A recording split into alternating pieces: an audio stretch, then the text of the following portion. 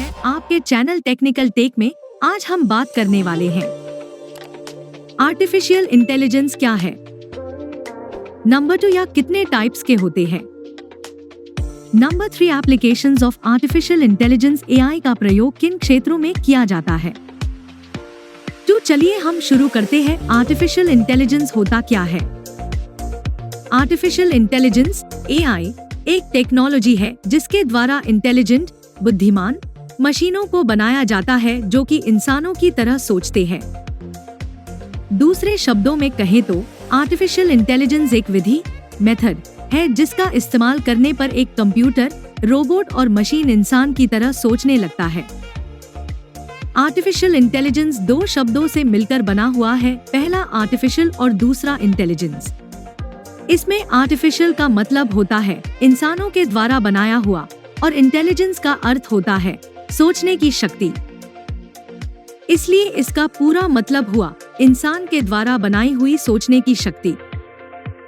Artificial intelligence को machine intelligence भी कहते हैं। इसमें मशीन के अंदर इंसान की तरह सोचने और कार्य करने की क्षमता को पैदा किया जाता है, जैसे कि इंसानों की तरह बात करना, याद रखना, सीखना, निर्णय लेना और किसी प्रॉब्लम को सॉल्व करना एक्सेट्रा। अब हम जानेंगे कि इसके कितने टाइप्स होते हैं। आर्टिफिशियल इंटेलिजेंस 7 टाइप्स के होते हैं। Number 1, reactive machines. Number 2, limited memory. Number 3, theory of mind. Number 4, self awareness. Number 5, weak या narrow AI. Number 6, artificial general intelligence AGI। Number 7, artificial super intelligence ASI। Now we are going to discuss each types one by one. Active machines, प्रतिक्रियाशील machine.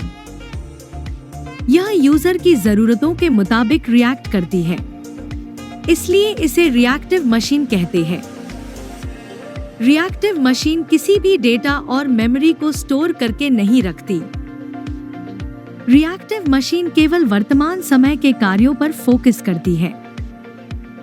चूंकि reactive machine data और memory को store करके नहीं रख सकती, इसलिए इसका इस्तेमाल फ्यूचर भविष्य के कामों के लिए नहीं किया जा सकता है। रिएक्टिव मशीन्स का सबसे अच्छा उदाहरण गूगल का AlphaGo है। लिमिटेड मेमोरी, सीमित स्मृति। लिमिटेड मेमोरी एक प्रकार का एआई है जो पुराने डेटा को कुछ समय के लिए ही स्टोर करके रख सकता है। यह पुराने डाटा की मदद से भविष्य को प्रेडिक्ट करने की क्षमता रखती है। मस्तिष्क का सिद्धांत।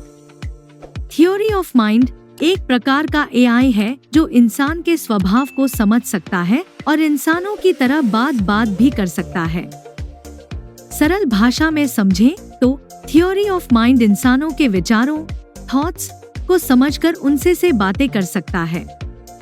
जिस प्रकार दो मनुष्य आपस में बातें करते हैं, ठीक उसी प्रकार थ्योरी ऑफ माइंड में भी कंप्यूटर और इंसान आपस में बातें कर सकते हैं। लेकिन थ्योरी ऑफ माइंड तकनीक अभी पूरी तरह से डेवलप नहीं हुई है। इस तकनीक पर अभी रिसर्च जारी है। सेल्फ अवेयरनेस एआई, आत्म जागरूक AI. Self awareness AI artificial intelligence का भविष्य है। यह एआई बहुत ही ज्यादा इंटेलिजेंट होगा और इनका खुद का इमोशन, भावनाएं, चेतना और दिमाग होगा।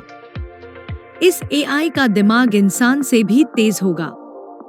आने वाले समय में सेल्फ अवेयरनेस की वजह से डिजिटल कंप्यूटर या रोबोट इंसानों से भी ज्यादा इंटेलिजेंट और स्मार्ट हो जाएंगे और उस समय की मशीनें सेल्फ अवेयर होंगी और सही गलत फैसलों का निर्णय स्वयं लेने में सक्षम होगी।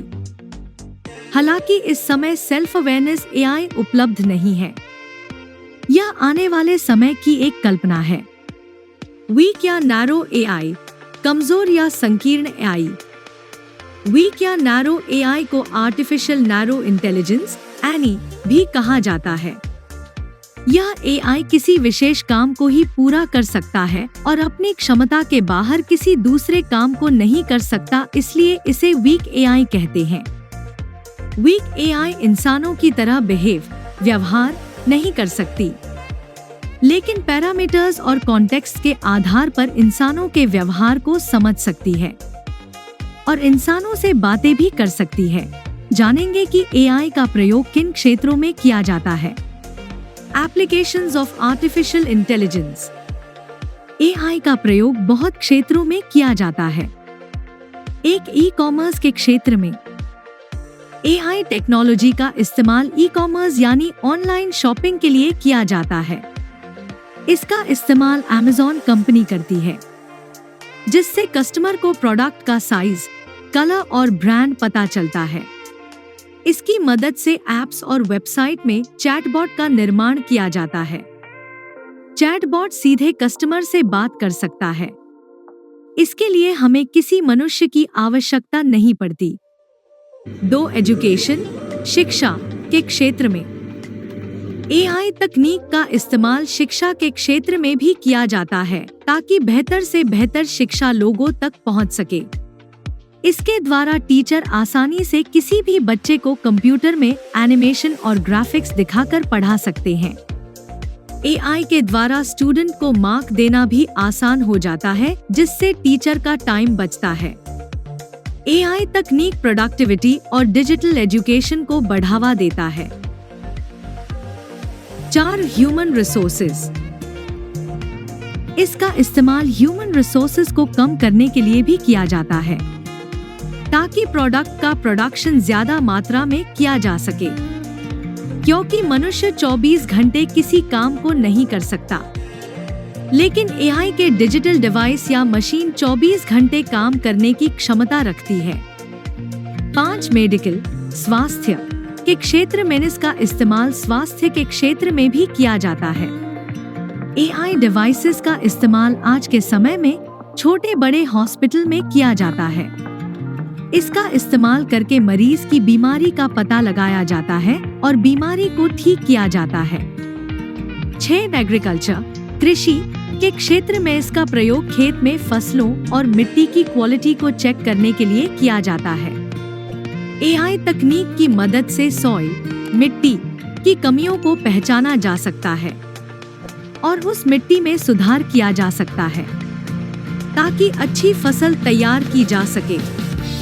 7. मार्केटिंग के क्षेत्र में आर्टिफिशियल इंटेलिजेंस का इस्तेमाल मार्केटिंग करने के लिए भी किया जाता है, क्योंकि एआई की मदद से डेटा को एनालाइज किया जा सकता है, जिसके कारण कंपनी को यह पता चल जाता है कि किस समय कौन से प्रोडक्ट की डिमांड बढ़ने या घटने वाली है। 8. एस्ट्रोनॉमी, खगोल विज्ञान के क्षेत्र में इसकी मदद से अंतरिक्ष की कठिन प्रॉब्लम्स को आसानी से सॉल्व किया जा सकता है। इसकी सहायता से हम यह जान सकते हैं कि अंतरिक्ष कैसे काम करता है और इसकी उत्पत्ति कैसे हुई है। 9. गेमिंग, खेल के क्षेत्र में एआई का इस्तेमाल आजकल बहुत बढ़ गया है। जैसे कि चेस और पजल के गेम में इसका इस्तेमाल किया जाता है।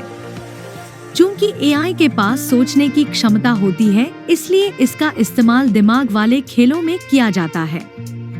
10. बैंकिंग, बैंक के क्षेत्र में बैंकिंग में आर्टिफिशियल इंटेलिजेंस का इस्तेमाल कस्टमर के अकाउंट की जानकारी देने और उनके ट्रांजैक्शन की जानकारी देने के लिए किया जाता है।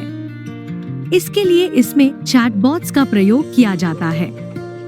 अगर आपको ये वीडियो पसंद आया हो तो लाइक करें और हमारे चैनल को सब्सक्राइब करें। हमारे साथ जुड़े रहने के लिए धन्यवाद। मिलते हैं अगले वीडियो में। Thank you.